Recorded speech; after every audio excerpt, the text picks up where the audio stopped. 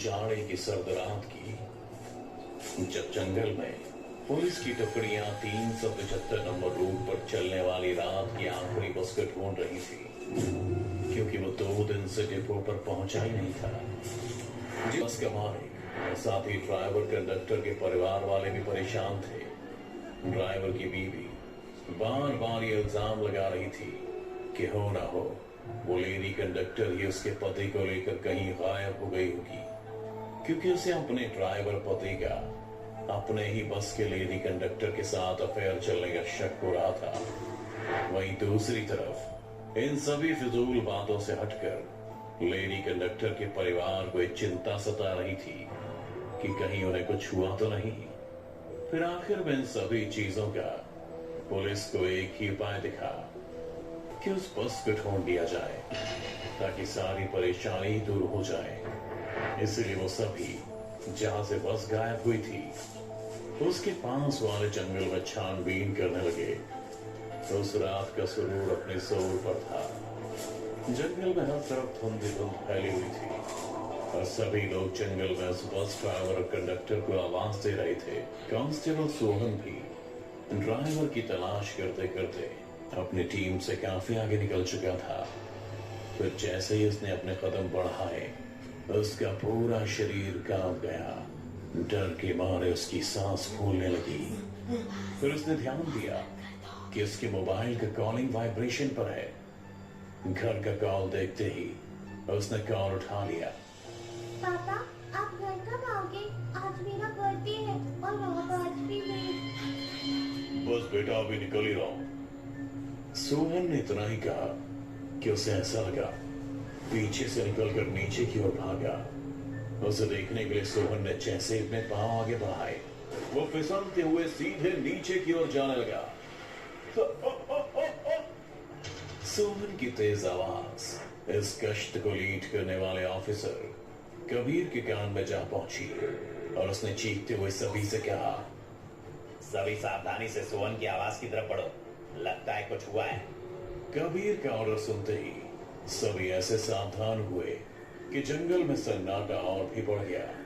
किसी के हाथ में पिस्तौल थी तो किसी के हाथ में लाठी और वो सभी ढलान से होते हुए सोहन के पास पहुंच गए, जिसका पूरा शरीर वहां गिरे एक पेड़ की टहनी के आर पार हो गया। इससे पहले कि कबीर उससे कुछ पूछ पाता उसने दूसरी तरफ उंगली से इशारा करते हुए अपना दम तोड़ दिया।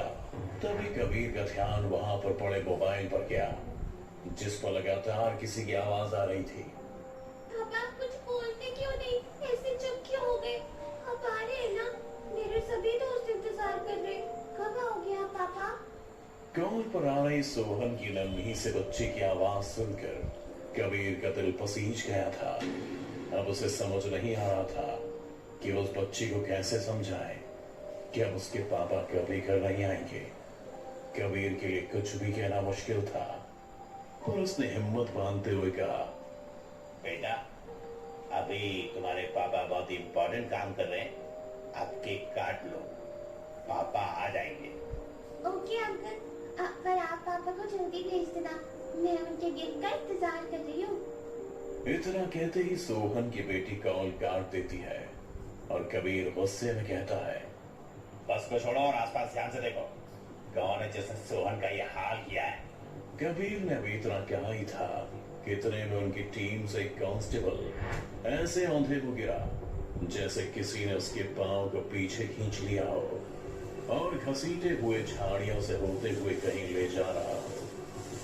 कबीर समेत सभी उसको बचाने के लिए उसके पीछे पीछे दौड़ पड़े और वो तेजी से उस पार जाकर किसी बड़ी चीज से टकरा गए, जिससे इतनी तेज आवाज हुई कि रात में भी चिड़िया और चमगादड़ों का झुंड उनके सिर पर मंडराने लगा।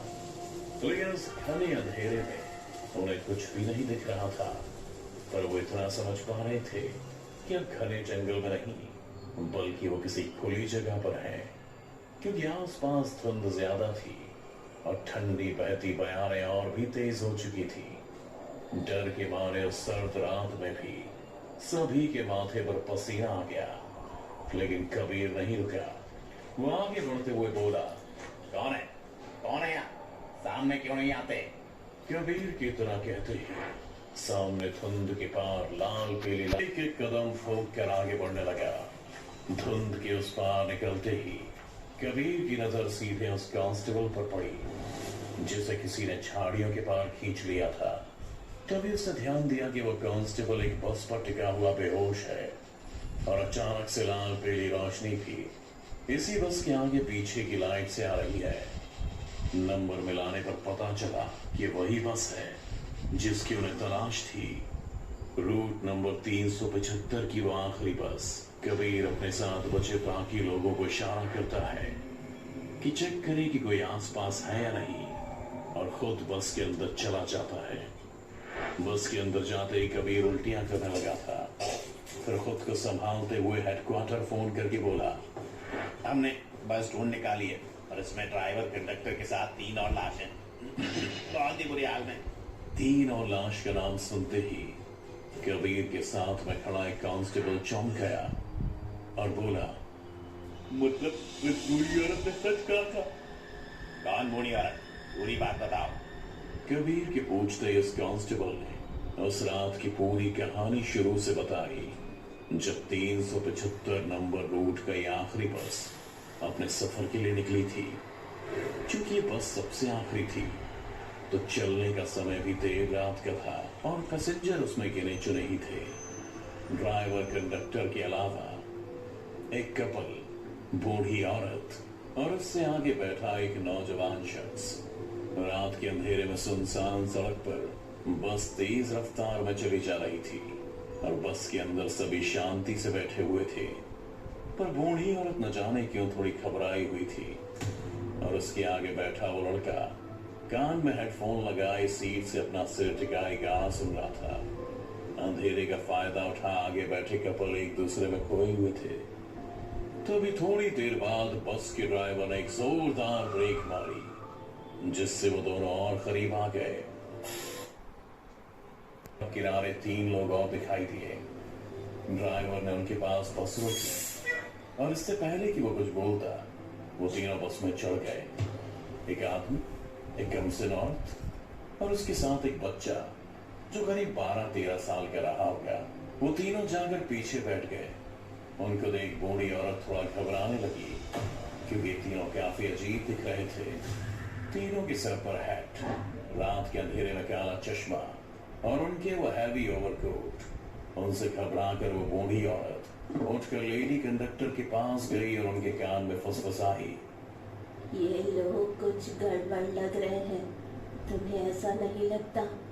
लेडी कंडक्टर ने उस बूढ़ी औरत को समझाया, मुझे तो ऐसा कुछ नहीं लग रहा। हो सकता है कि वो किसी नाटक कंपनी में हो। और देखिए ना कितने शांति से बैठे। बूढ़ी औरत उसकी बातों पर फिंगराते हुए अपनी सीट पर आती है और आते ही जोर जोर से चिल्लाने लगती है, मेरा पर्स चोरी हो गया, मेरा पर्स चोरी हो गया। उसकी आवाज सुनकर कंडक्टर भी वहां आता है पर उसे किसी के पास पर्स नहीं मिलता। जिसके बाद वो अपने बैग चोरी करने का इल्जाम अपने आगे बैठे 3 लड़कों पर लगा देती है। पर ये बात किसी को भी समझ में नहीं आती कि आगे बैठकर पर्स कोई कैसे चुरा सकता है। पर बूढ़ी औरत ने जिद लगा रखी थी कि बस पुलिस स्टेशन ले चले, जिस पर ड्राइवर ने उन्हें अगले स्टॉप पर उतार दिया और उन्हें बता दिया कि आगे पुलिस स्टेशन है और बस निकल गई। क्या यार दादी अम्मा, आखिरी बस थी, ये भी छुड़वा दिया आपने। अब मैंने नहीं चुराया कोई पर्स वर्स। मुझे पता है, मैंने तुम्हें गाड़ी से इसीलिए उतारा ताकि तुम जिंदा बचे रहो। तुमने शायद ध्यान से नहीं देखा पर मैंने देखा गाड़ी में जो 3 लोग चढ़े थे वो कोई इंसान नहीं बल्कि राक्षस थे, क्योंकि उनके पाँव नहीं थे। उस नौजवान लड़के को बुढ़िया की बातें मनगढ़ंत लग रही थी और वो उससे वही बहस करने लगा। इतने में वहां गश्त लगाते हुए सोहन और उसके साथ और कांस्टेबल पहुंचा। उन्होंने पहले उनकी बहस को शांत करवाया और फिर पूरी बात सुनी। फिर उन्हें भी बुढ़िया की बातें बकवास ही लगी, इसलिए सोहन ने साथ के कांस्टेबल को बूढ़ी औरत को घर छोड़ने को कहा और खुद उस लड़के को गाड़ी पर बिठा उसे उसके घर छोड़ने चला गया। और आज वो बस कई दिनों बाद जंगल के पार इस नदी के किनारे मिली पर किसी को यह समझ नहीं आ रहा था कि बस यहाँ पहुंची तो कैसे पहुंची। धीमे धीमे रात के अंधेरे के बाद सुबह का उजाला भी आने को तैयार था। बाकी टीम भी यहाँ पहुंच गई थी। तभी फॉरेंसिक टीम ने जो बताया उससे सभी के होश उड़ गए। उन्होंने बताया कि बस ड्राइवर और कंडक्टर की जो लाश है वो तो कुछ दिन पुरानी है, पर बाकी 3 लाश जिस तरह सड़ रही हैं उससे लग रहा है कि करीब 2 साल पुरानी लाश है। और तो उनके पैर भी कटे हैं। ये सब बातें सुन कबीर नदी किनारे उन 2 लोगों से दूर हटकर जंगल की तरफ चल दिया। फिर अपने मोबाइल में फोटो दिखाते हुए कांस्टेबल से पूछा, क्या यही है वो बूढ़ी औरत? हाँ सर, यही है। अबे साले, ये तो कुछ कहते कहते कबीर जंगल की तरफ चला जाता है। आज अपने अंधे बेटे, बहू और पोते के इंसाफ के लिए इंसाफ मांगने आती थी, पर तू करता भी तो क्या, तेरा सिस्टम तो कागज पर विश्वास करता है ना। और मेरे बच्चों की तो कभी लाश भी नहीं मिली, पर आज अपने बच्चों की लाश के साथ साथ उनके गुनहगारों की लाश सौंपे जा रही हूँ। लिख लेना अपने कागज पर। इस आवाज के बंद होते ही कबीर के कान में एक एक करके वो सारी यादें गूंजने लगती हैं जिस बूढ़ी औरत ने कबीर से कही थी आज से करीब 2 साल पहले। इसी बस में उस बुढ़िया के बच्चे अपना सफर पूरा करने के लिए चढ़े थे। उस रात बस में सोहन भी था और ड्राइवर के साथ मिलकर अपनी हवस मिटाने के लिए उसने पहले उसके पति को मारा और फिर उसकी पत्नी के साथ गंदा काम किया। और जब लेडी कंडक्टर के साथ उनका बच्चा वापस आया तो उन्होंने उसे भी नहीं छोड़ा। सोहन ने डरा धमका कंडक्टर का भी मुंह बंद करवा दिया था और लाश को ऐसे ठिकाने लगाया कि किसी को मिली ही नहीं। गुड़िया ने अपने बच्चों के साथ हुए इस क्रूरता की दास्तान को फोन पर तो सुन लिया, पर लाश न मिल पाने के कारण इंसाफ न दिला पाई और फिर पुलिस स्टेशन के चक्कर काटते काटते मर गई। ये सब चीज सोचते हुए कबीर जंगल में ही गिर पड़ा और सोचने लगा कि काश मैंने उस बूढ़ी औरत की बात मान ली होती तो आज ये सब होने से मैं रोक पाता। फिर यही सोचते हुए उसकी बंद होती आंखें पूरी तरह बंद हो गईं।